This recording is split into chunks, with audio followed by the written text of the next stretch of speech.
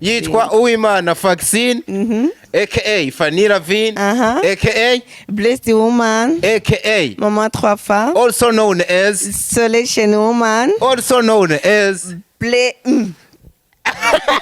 yitwa Uwimana Vaccine aka Fanny Lavine aka Blessed Woman, aka Maman Trofa, also known as Solution Woman, also known as Best Influencer. Mama lao narivuze. icyo yarivuze kaye. Oya nagira ireri cancanze kandi ireri byo bintu sivyiza.